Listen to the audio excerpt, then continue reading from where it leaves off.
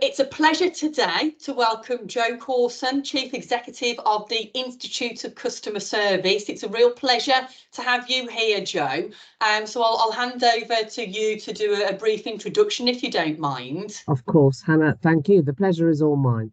It's always lovely to talk to someone that has equal passion in terms of the whole service agenda, and it's such an important time to make sure that we recruit and retain the right people in our organisations. So great to be with you this afternoon. Thank you.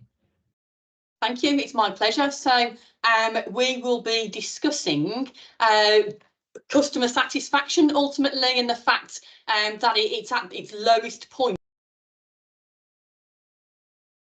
You know, I mean, why do you believe that is, Jo? Why do you believe that CSAT is at such a low point?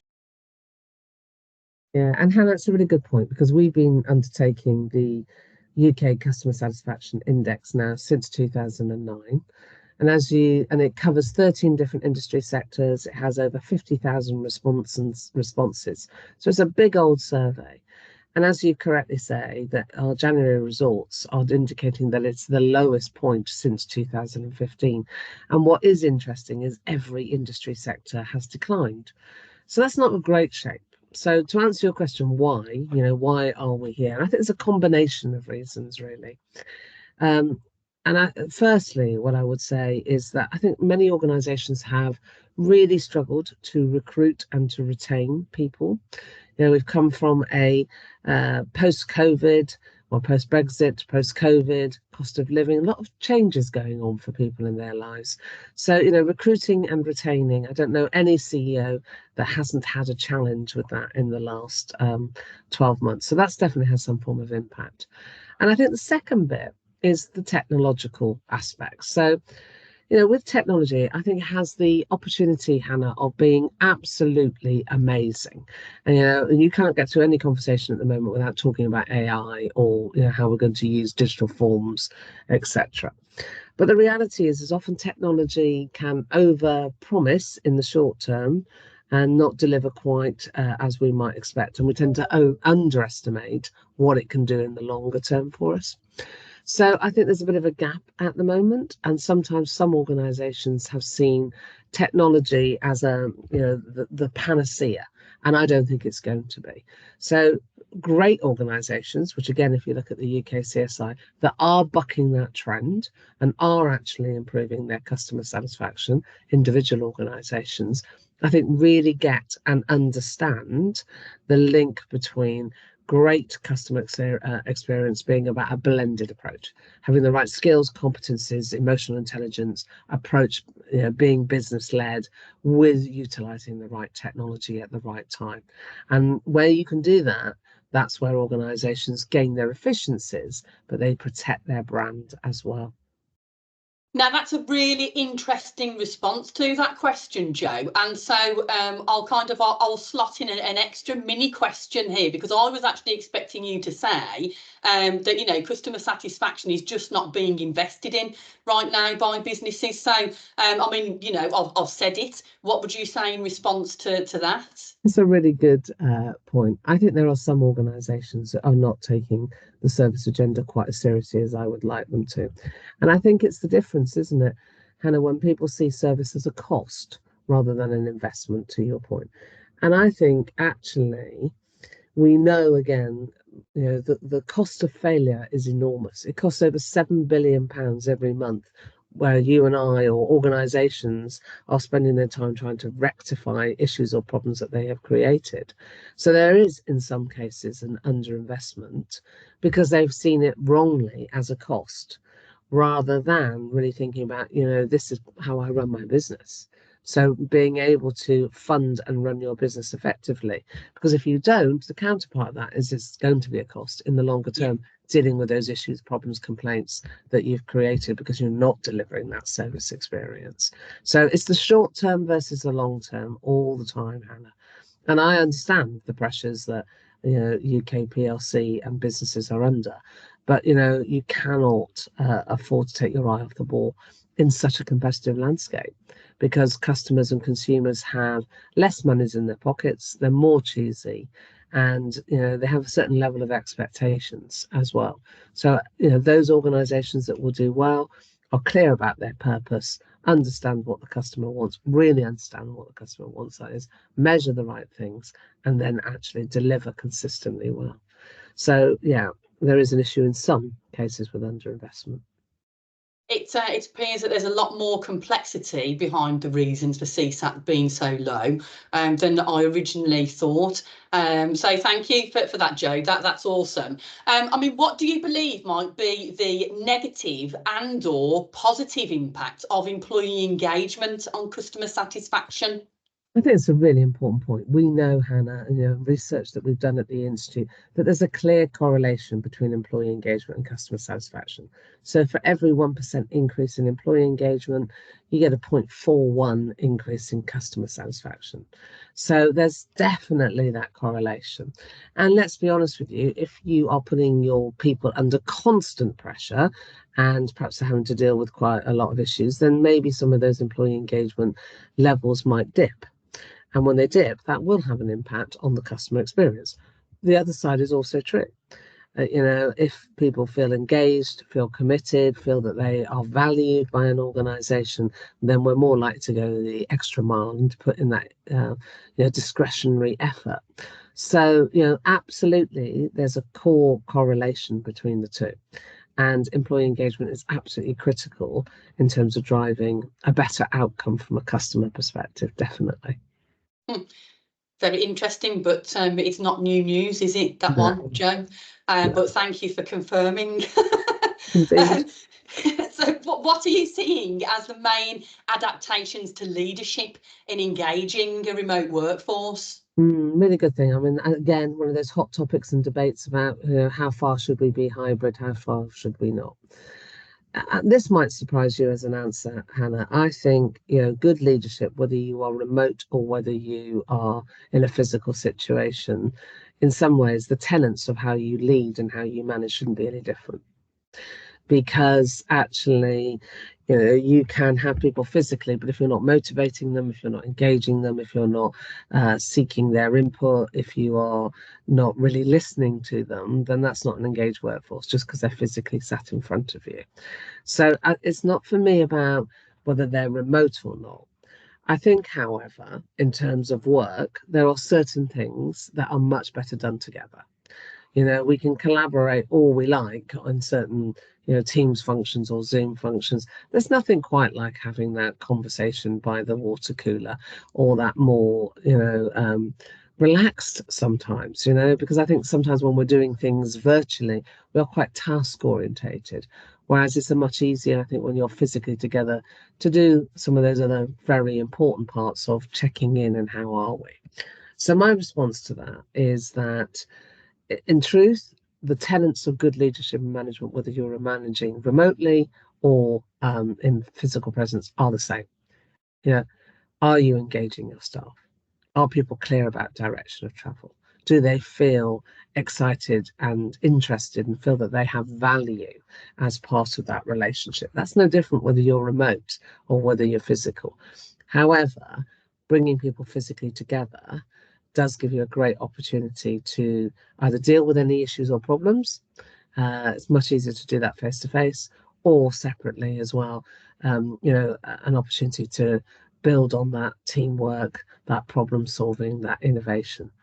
But, I can see some good leaders that have managed it well remotely, and I can see some not so good leaders that have managed things physically as well. So, no.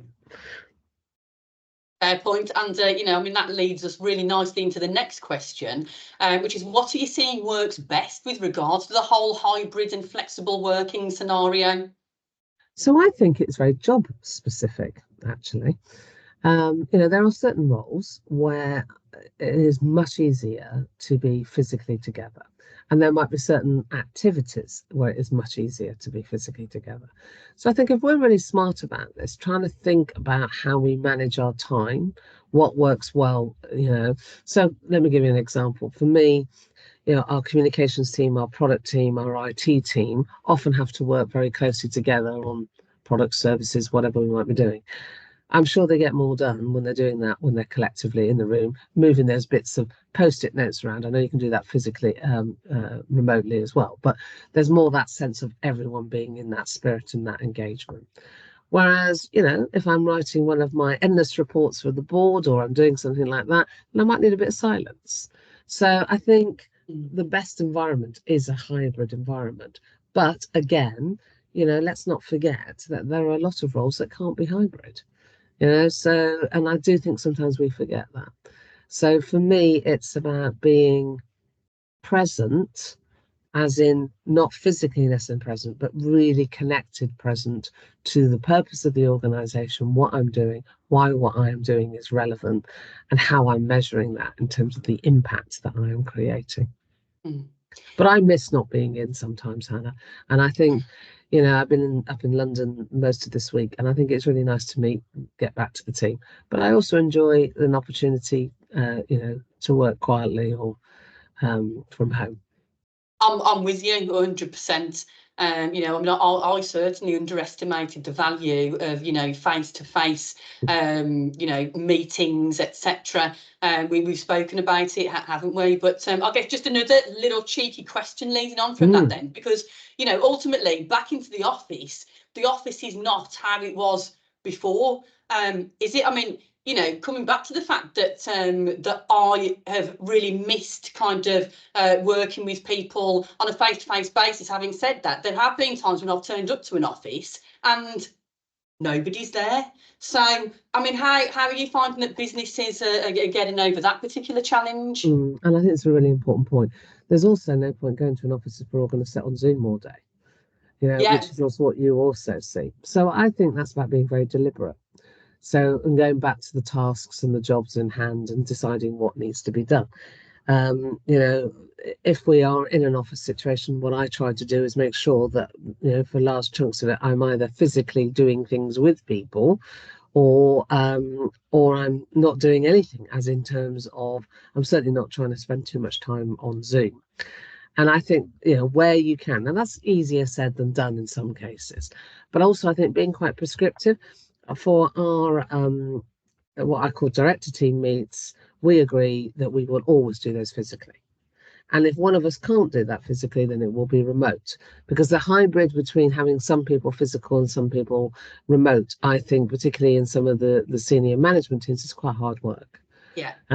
For both parties. So I think you've got to kind of think carefully about the job in hand and the best way of deploying that, and what works, you know, as far as you possibly can for everybody, so that they feel that they can contribute and they feel valued and they feel that their voice is heard.